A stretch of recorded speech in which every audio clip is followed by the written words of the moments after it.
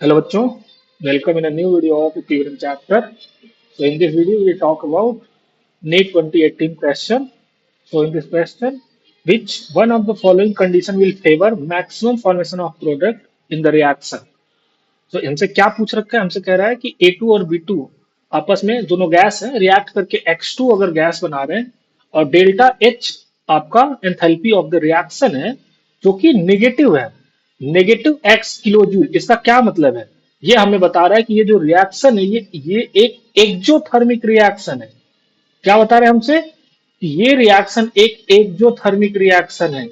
अच्छा, अब यहां से हमें पता होना चाहिए कि अगर कोई एक्जोथर्मिक रिएक्शन है तो उसका क्या मतलब होता है। मींस कि रिएक्शन में एनर्जी रिलीज हो रही है।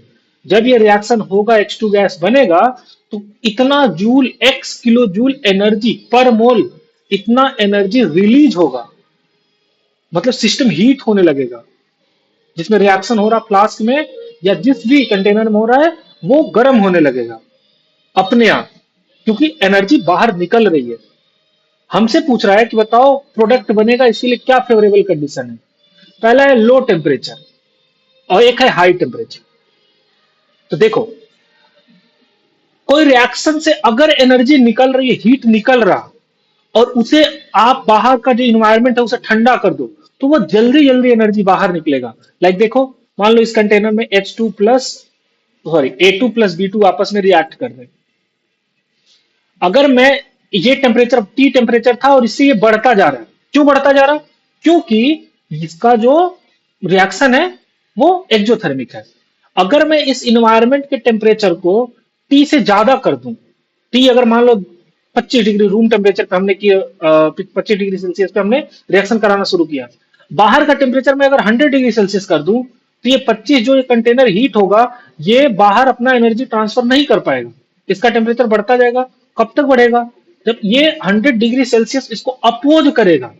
यहां से एनर्जी बाहर ट्रांसफर नहीं हो पाएगा, हीट एनर्जी जो बाहर निकल रही है वो बाहर नहीं हो पाएगा, क्योंकि बाहर का टेम्परेचर 100 है। तो जब हाई टेम्परेचर होगा तो प्रोडक्ट नहीं बन पाएगा।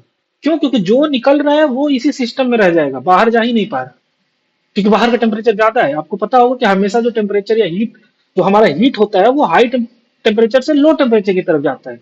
तो जब यहाँ ये लो है और बाहर का टेम्परेचर हाई है तो बाहर ही नहीं जा पाएगा, और जब बाहर नहीं जाएगा तो रिएक्शन भी नहीं हो पाएगा। तो रिएक्शन होने के लिए जरूरी है कि अगर ये कंटेनर का टेम्परेचर 25 डिग्री है तो बाहर का टेम्परेचर जो हो वो 25 से कम हो, ताकि ये जो टेम्परेचर यहाँ से जो हीट निकलेगा वो बाहर जाता जाए। यहाँ 10 डिग्री कर दो, 5 डिग्री कर दो, तो ये जो टेम्परेचर यहाँ से बाहर हीट निकलेगा वो बाहर तक जाता जाएगा इन्वायरमेंट में, और हमारा प्रोडक्ट बनता जाएगा। तो हमें क्या चाहिए? जब भी एक्जोथर्मिक रिएक्शन होगा हमेशा उस समय पे हमें लो टेम्परेचर चाहिए, लो टेम्परेचर एक्जोथर्मिक के लिए। एंडोथर्मिक के केस में क्या होगा? अगर लेट सपोज ये पॉजिटिव दिया होता, एंडोथर्मिक का केस का मतलब है कि रिएक्शन को होने के लिए एनर्जी चाहिए, तो बाहर अगर हीट करोगे तो और एनर्जी उसे मिलेगा, तो वहां पे फेवरेबल होता है।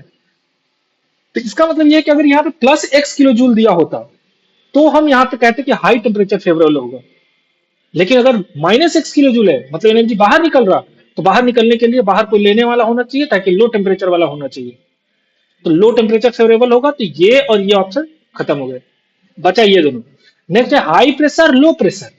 अब आपको पढ़ाया जाता है इक्विलिब्रियम में कि जब भी ये अगर इक्विलिब्रियम है तो ली चार्चो प्रिंसिपल से हमेशा इक्विलिब्रियम मेंटेन करने का कोशिश करता है। होगा क्या? जैसे जैसे आप प्रेशर अगर बढ़ाओगे तो प्रेशर बढ़ाने पे हमेशा इक्विलिब्रियम उधर जाता है जिधर नंबर ऑफ गैसियस मोल कम होते हैं। तो देखो, रिएक्टेंट साइड में एक मोल ये है, एक मोल ये, टोटल 2 मोल है। प्रोडक्ट साइड में केवल X2 बन रहा है, 1 मोल है। तो अगर आप प्रेशर बढ़ाओगे तो इक्विलिब्रियम फॉरवर्ड शिफ्ट होगा। क्यों फॉरवर्ड शिफ्ट होगा? ताकि इक्विलिब्रियम फिर से मेंटेन हो सके, क्योंकि प्रोडक्ट ज्यादा बनेगा। किधर जा रहा? जब number of mole of reactant आपके 2 मोल ज्यादा है तो कम मोल की तरफ जाएगा। तो रिएक्शन फॉरवर्ड, इक्विलिब्रियम फॉरवर्ड जाने का मतलब है कि रिएक्शन भी फॉरवर्ड जा रहा है, क्योंकि इक्विलिब्रियम कांस्टेंट का वैल्यू होता है के फॉरवर्ड बटे के बैकवर्ड।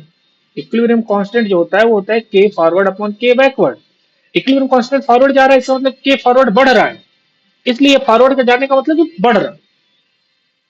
तो हमारे लिए हाई प्रेशर एंड जो लो टेम्परेचर है, ये फेवरेबल कंडीशन है, क्योंकि हाई प्रेशर पे इक्विलिब्रियम उधर जाएगा जिधर नंबर ऑफ गैसेस मोल कम होंगे, तो नंबर ऑफ गैसेस मोल इधर कम है तो आगे की तरफ जाएगा। सो आगे की तरफ जाएगा मतलब कि हमारा प्रोडक्ट ज्यादा बनेगा। और हमें यही बोला था कि favour maximum formation of product. Maximum formation तब होगा जब प्रेशर ज्यादा लगाओगे, ये इधर आने लगेगा। जब हमेशा नहीं होता, यही रिवर्स करके लिख दिया जाए तो फिर लो प्रेशर होना होगा। अगर लेट सपोज आपको ऐसे दे दिया जाए X2 से A2 और B2 बन रहा, ये अपने आपस में डिकम्पोज हो रहा है, कुछ भी हो रहा, तो होगा क्या, ये 1 मोल और इधर 2 मोल बन रहा। तो इसमें अगर आप रिएक्शन में प्रेशर बढ़ाओगे तो आप प्रोडक्ट से इधर चले आओगे, रिएक्टेंट बनने लगेगा। तो हमेशा याद रखना कि प्रेशर अगर आप बढ़ाओगे तो equilibrium shift towards towards lesser number of या least number of gaseous moles लिख लो, least number of gaseous moles, gaseous moles. और एक्जोथर्मिक के लिए लो टेम्परेचर, यहीं पे नोट कर लो कि अगर कोई रिएक्शन एक्जोथर्मिक तो फेवरेबल होगा लो टेम्परेचर, और यदि कोई एंडोथर्मिक है जिसको चाहिए टेम्परेचर, हीट चाहिए, तब वो हाई टेम्परेचर पे होगा, हाई टेम्परेचर। ये अगर आपको क्लियर होगा तो ये क्वेश्चन बहुत आसानी से कर लोगे, बहुत आसान क्वेश्चन था। तो अगर आपको ना समझ में आया हो तो फिर आप कमेंट सेक्शन में पूछ सकते हो, मैं कोशिश करूंगा आपको रिप्लाई करने का। बाकी मिलते हैं आपके नेक्स्ट क्वेश्चन के साथ नेक्स्ट वीडियो में। अभी के लिए थैंक यू।